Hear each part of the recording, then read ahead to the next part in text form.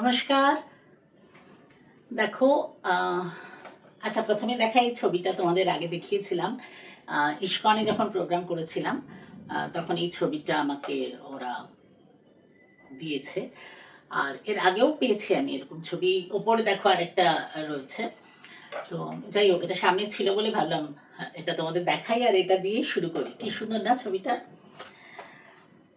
Actually বহুদিন ধরে ভাবছি যে এইরকম একটা ভিডিও আমি বানাবো, কিন্তু সেটা সামহাও হয়ে উঠছে না। তো আজকে ভাবলাম না, তোমাদের সাথে একটু কথা বলি। সেটা হচ্ছে যে আমি হঠাৎ কেন এত রোগা হলাম, এই প্রশ্নটা আমি দেখছি প্রত্যেকের মানে মনে চলছে, এবং অনেকে আমাকে জিজ্ঞেসও করছে। অনেকেই নিজের মতো করে ভেবে নিচ্ছে কারণটা। তো বেশিরভাগ লোকেদেরই ধারণা হচ্ছে যে হয়তো খুব কঠিন একটা কিছু অসুখ করেছে, সেই জন্য আমি হঠাৎ এরকম রোগা হয়ে গেছি। অ্যাকচুয়ালি এই বয়সে ডায়েটিশিয়ান, যে কোনো ডায়েটিশিয়ানকে তোমরা জিজ্ঞেস করবে যে একটু বয়সটা বেশি হয়ে গেলে না রোগা হওয়াটা খুব মুশকিল। বাট আমি একজন এরকমই মানুষ। আমি না চ্যালেঞ্জ, সাধারণত আমি কোনো রকম ঝামেলায় যেতে চাই না। আমি একটু এরকমই, মানে তোমার সাথে আমার না পোষালে আমি একটু অ্যাভয়েড করি, আমি কথা বলি না। আমার এগুলো পছন্দ না খুব বেশি সবার সাথে। মানে অনেকে কিন্তু আমাকে দেখে ভাবে যে আমি খুব ঝগড়াটি, বেসিক্যালি কিন্তু সেটা নয়। আমি খুব ইমোশনাল। আর যারা আমার সাথে ঝগড়া করেছে তারা জানে আমি ঝগড়া করতে শুরু করলে তারপরে কাঁদতে শুরু করি, এরকম একটা ব্যাপার। তো আমি একটু অ্যাভয়েড করি। যাই হোক, তো আমি ভাবলাম যে আমি তোমাদের বলি। এত জিজ্ঞাসা, এত কিউরিওসিটি। তো হ্যাঁ, যেটা বলছিলাম, এই বয়সে রোগা হওয়াটা খুব মুশকিল। বাট আমি যখন কোনো চ্যালেঞ্জ অ্যাকসেপ্ট করি তখন সেটা আমি মানে আমার 100% দিয়ে দিই। আর আমি মোটামুটি বলতে পারো দুটো স্টেজে কমিয়েছি। টোটাল আমি 23 কেজি কমিয়েছি। স্বাভাবিক, পুরো ফ্রেমটাই চেঞ্জ হয়ে গেছে আমার বডির। বাট এটা কেন করলাম, এটা জাস্ট তোমাদের ছোট্ট করে আজকে বলি যে আমি কেন রোগা হলাম। ইচ্ছে আছে পরে আবার তোমাদের জানাবো যে কিভাবে রোগা হলাম। সো কেনটা হচ্ছে, আমার নাম মা 2016 মারা গেছেন। মা মারা যাওয়ার পরে আমি বলতে পারো একদম ডিপ্রেশন, স্ট্রেস, মানে একটা ভীষণ একটা অন্যরকম ফেজের মধ্যে দিয়ে যাচ্ছিলাম। তো তোমরা হয়তো জানো যে ডিপ্রেশন হলে, এইসব প্রবলেম হলে মোটা হয়ে যায় সবাই। তো আমি এক্সেসিভ মোটা হয়ে গেছিলাম ওই সময়টায়। আমার ওজন তখন হয়ে গেছিল 83 কেজি, 83 কিলো। সো তাতে আমার ওই সময় যে শরীর খারাপ, অনেক রকম অসুবিধা হচ্ছিল, তখন আমার অ্যাকিউট স্লিপ অ্যাপনিয়া ধরা পড়লো। তো তখন ডাক্তার আমাকে ওই সিপ্যাপ মেশিন ইউজ করতে দিয়েছিল। তো মেশিনটা তো চলছেই। তো আমি বছর দুয়েক আগে ডক্টরকে জিজ্ঞেস করলাম যে মেশিনটা কতদিন থাকবে বা কি ব্যাপার। তো উনি বললেন যে এটা অনেকের লাইফ টাইম পুরোটাই এটা ইউজ করতে হয়, আর অনেকে চেষ্টা করে মেশিন থেকে বেরিয়ে আসতে পারে, সেটাও হয়। বললাম কিভাবে? বললো আপনি যদি রোগা হতে পারেন, আপনার শরীরে যদি কোনো ফ্যাট না থাকে, তাহলে এটা হবে। তো সেইটা আমি তখন একটা চ্যালেঞ্জ হিসেবে নিলাম। আর সেই মেশিনটা না, তোমাদের একটু ডিটেলস আমি এবার দেখাবো। বাট এরকম ভাবে নয়, কারণ ওই মেশিনটা না রাত্রে শোয়ার সময় লাগে। আর আমি যেখানে গেছি, পৃথিবীর যে কোনায় গেছি, যেখানে গেছি, মেশিনটাকে আমায় ক্যারি করতে হতো। সেটা একটা ভীষণ প্রবলেমের ব্যাপার। আর যারা দেখতো তাদেরও ভালো লাগতো না, কারণ ওটা একটা, যাই হোক তোমাদের ডিটেলসে মেশিনটা দেখাচ্ছি, চলো। ডেফিনেটলি এভাবে নয়, কারণ ওটা বেড টাইমের জন্য ব্যাপারটা। তো ঠিক সেরকম অবস্থায় থাকবো। আর তৃণা আসছে, হয়তো আজই আসবে বা কাল আসবে। তৃণা এলে তখন আমি তোমাদের ওই মানে তৃণা রেকর্ডিং করলে সুবিধে, দেখাতে সুবিধে। কেউ একটা রেকর্ডিং করলে, তৃণা নয়, মানে কেউ একটা সামনে থাকলে রেকর্ডিং করলে আমার পক্ষেও ডিটেলসে বোঝানো, বলা, সব ইউজ করা, হাউ টু ইউজ, সব দেখানো। তো চলো সেটা তোমাদের দেখাই। আচ্ছা দেখো, যেটা আমি বলছিলাম যে আমার স্লিপ অ্যাপনিয়ার জন্য যে মেশিনটা দরকার, এটা হচ্ছে সিপ্যাপ মেশিন। তো এইটা দেখো, মেশিনটা আমি প্রথমে দেখাই। এর এখানে একটা ফিল্টার আছে, আর এখানে একটা কার্ড আছে। তো অ্যাকচুয়ালি ডাটা বেস এখানে হয়ে যায় যে তুমি কতটা ঘুমিয়েছো, কি হচ্ছে। যদি চাও এটাতে পুরো টেস্ট করে মানে ওরা বলতে পারবে, আমি পারবো না। যারা এক্সপার্ট তারা এটা বলতে পারে। আর এই ফিল্টারটা যখন এটা কালো হয়ে যায়, বের করে দেখাচ্ছি, দাঁড়াও।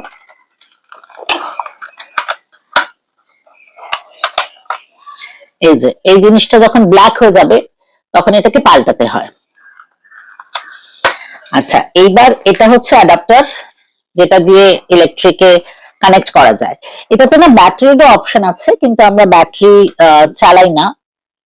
আগেরটাতে তো ছিল, আছে মনে হচ্ছে, যাই হোক।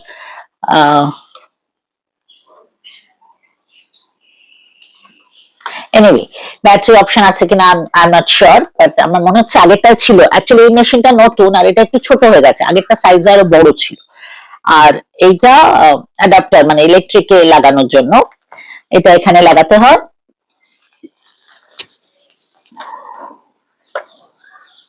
এই যে এখানে এটা লাগাতে হবে, আর এটা প্লাগে দিলে হয়ে গেল। এইবার যেটা মেইন জিনিস সেটা দেখাই। এর সঙ্গে একটা পাইপ আছে, যেটা এই ব্যাক সাইডে লাগাতে হয়। জিনিসটা হচ্ছে যে যখন যার স্লিপ আপনি আছে বেসিক্যালি, আর যাদের সিপ্যাপ দরকার, এর না আরেক ধরনের মেশিন আছে উইচ ইজ বাইপ্যাপ। সেটাতে আবার জল টলের ব্যবস্থা আছে, সেটা আমার লাগেনি। তো এটাতে যেটা মেনলি হয়, ফোর্স একটা হাওয়া দেয়। সেই হাওয়াটা আমার যে জায়গাটা ব্লক হচ্ছে, যার জন্য অক্সিজেনটা যেতে পারছে না, ধরো, মানে আমি নিঃশ্বাসটা নিতে পারছি না, তো ওই হাওয়াটা এত ফোর্সে আসে যে প্যাসেজটাকে ওপেন করে দেয়। তখন আমি ব্রিথ করতে পারি ঠিক মতো, যাতে অক্সিজেনটা আসে। তো সেটা এই পাইপ দিয়ে হয়। এবার এই পাইপটার সাথে তোমাকে এরকম একটা মাস্ক লাগাতে হয়। তো অ্যাকচুয়ালি এই ধরনের মাস্ক আগে সবাই লাগাতো, মানে দেখতে দেখো ভয়ঙ্কর ব্যাপার একটা। এই ধরনের মাস্ক সবাই লাগাতো, কারণ আগে এগুলোই ছিল। বাট এরও আবার একটা মিনি ভার্সন আছে, আর এটা একটা বিরাট বড়। বাট আমি কোনোদিন এটা ইউজ করিনি। বাট এটা একবার আমি টিনাকে পাঠিয়েছিলাম যে তুই আমার একটা মাস্ক, কারণ প্রত্যেক বছর এগুলো পাল্টাতে হয়। এই পাইপটা, এই জিনিসগুলো পাল্টাতে হয়, ফিল্টারটা যেরকম বললাম পাল্টাতে হয়, মানে মেশিনটাকে মেনটেন করার জন্য ভালো খরচা। একটা মেশিনটা প্রচন্ড দামি, তার সাথে এটা খরচা প্রচন্ড। তো এইটা টিনা নিয়ে এসেছে। হ্যাঁ, ওর দোষ নেই। ও তখন বলেছিল যে, আমিও বললাম ঠিক আছে একটু ট্রাই করে দেখি। এটা একটু কম্পারেটিভলি সস্তা, বাট আমি প্রথম থেকে এইটা ইউজ করেছি। এটার ব্যাপারটা হচ্ছে, এটা দেখো অত ভয়ঙ্কর দেখতে লাগছে না জিনিসটা। আর এটা শুধু, আমি দেখাই পরে, জাস্ট দাঁড়া। এটা শুধু নাকটাকে ব্লক করছে। আর আমার যতটা মনে হচ্ছে, আমাকে বলেছিল বিদেশে বোধহয় এখন এত ভালো বেরিয়েছে যে সব বোধহয় পাইপ টাইপ লাগানো, এইখানে একটা ছোট্ট একটা কিছু লাগালে হয়ে যায়, যতটা আমার ধারণা। বাট যাই হোক, আমি এটা লাগিয়ে গত 9 বছর এর সাথেই আমি চালিয়েছি। আমি মেশিনটা অন করে চালিয়েও তোমাদের একটা দেখিয়ে দিচ্ছি।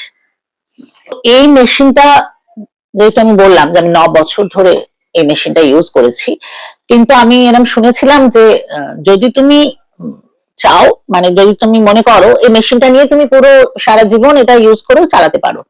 কিন্তু আমি শুনেছি, আমাকে ডাক্তারই বলেছে যে যদি তুমি চাও, যদি তুমি এরকম পেশেন্টও আছে যারা এই মেশিন থেকে বেরিয়েছে, তো তখন আমার মনে হলো যে একবার চেষ্টা করে দেখি। কারণ যে কোনো জিনিসের উপর ডিপেন্ড করে এইভাবে থাকা, যদি সম্ভব হয় বেরোনো, তাহলে সেটা একবার চেষ্টা করা উচিত আমার মনে হয়েছে। অ্যান্ড যেটা বললাম যে এটা এক্সপেন্সিভ, তো ঠিক আছে একটা ব্যাপার, মেনটেনেন্সেরও খরচা অনেক, কিন্তু এই একটা জিনিস, মানে যেখানে যাই এটাকে আমাকে ক্যারি করে নিয়ে যেতে হতো। সে পুরো বিশ্বের যেখানে যাও, বা পাশের বাড়িতে যাও, যেখানেই তুমি রাত্রিবেলা শোবে এটা ছাড়া, কারণ ডাক্তাররা বলে দিয়েছিল 365 ডেজ এর মধ্যে ম্যাক্সিমাম 7 ডেজ এটা ছাড়া আপনি শুতে পারেন, তার বেশি হলে প্রবলেম হবে। তো সেটা তো মানতেই হয়েছে। কাজে যেখানে গেছি সবাই জানে, যারা আমার সাথে বেরিয়েছে, আমার স্টুডেন্টরা সবাই জানে যে এটা ছাড়া আমি কোথাও যেতে পারতাম না। তো সেই জন্য আমি একটা চেষ্টা করলাম।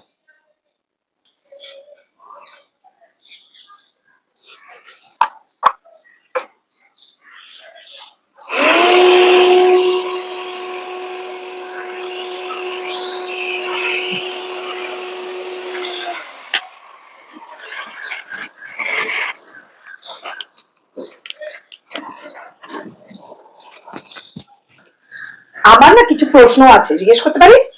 আচ্ছা ঠিক আছে। এই এটা পরে, এই জিনিসটা, সিপ্যাপটা পরে তুমি কি পাশ ফিরে শুতে পারো?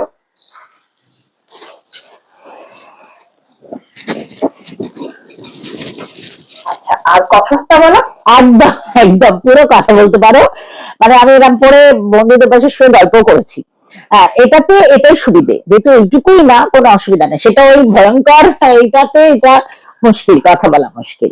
আচ্ছা, কোনো আর problem না। আমি একটা দেখলাম, একটা 4 kmph মতন একটা প্রেসার দেখলাম, হাওয়ার প্রেসার। সেটা কি করে মানে কি? আচ্ছা বলছি, ওটা খুলে বলছি। হুম। এটা যতটা আমার নলেজে আছে আমি বলছি, সেটা হচ্ছে একটা টেস্ট হয় স্লিপ অ্যাপনিয়া আছে কিনা বা কত পার্সেন্টেজ প্রবলেম। তো আমার একদম অ্যাকিউট ছিল, and it was 88%। তো সেইটা আমার ধারণা ওই টেস্টের পরে কত পার্সেন্টেজ দেখে সেই হিসেবে ওরা প্রেশারটা চেক মানে ফিক্স করে এখানে। ওটা আমরা চেঞ্জ করতে পারবো না। যদি আমার হয়, হ্যাঁ, আবার ওদের কাছে গেলে ওরাই মানে ও টেকনিশিয়ানই ওটা ফিট করবে, ওটা আমাদের হাতে নয়। বাট ওটা ওই হিসেবে ওরা প্রেশারটা দেয়। আচ্ছা, দেখলে মেশিনটা, তোমরা নিশ্চয়ই সবটা বুঝলে, কিন্তু সব থেকে যেটা আমার কাছে মনে হচ্ছে ভালো ব্যাপার বা আনন্দের কথা, যে 1 বছরের উপর হলো আমি মেশিনটা আর ব্যবহার করি না। কিন্তু সেটা করার জন্য আমাকে যে চ্যালেঞ্জ বা যে কষ্টটা করতে হয়েছে প্রায় 1.5 বছরেরও বেশি সময় ধরে, সেটা একটা বিশাল লম্বা জার্নি এবং বেশ কষ্টকর জার্নি। সেটা নিয়ে আরেকদিন তোমাদের সাথে আলোচনা করব। আজকে আশা করছি এইটুকু তোমাদের বোঝাতে পারলাম যে কেন হঠাৎ আমি এইরকম একটা মানে এতটা রোগা হয়ে গিয়ে পুরো ফ্রেম চেঞ্জ করে ফেললাম, সেটা তোমরা নিশ্চয়ই আজকে বুঝলে। তো যারা জানো তারা জানো, কয়েকজন জানে, যারা জানো না এবং যারা নিজের মতো করে অনেক কিছু ভাবছো, তাদের জন্য মেনলি আমি ভিডিওটা বানালাম। আর এবার তোমাদের কেমন লাগছে আমি রোগা হয়ে, সেটা আমার জানিও। খুব তাড়াতাড়ি আবার দেখা হবে, কারণ কিভাবে হলাম সেটাও তোমাদের জানাবো। চলো, বাই।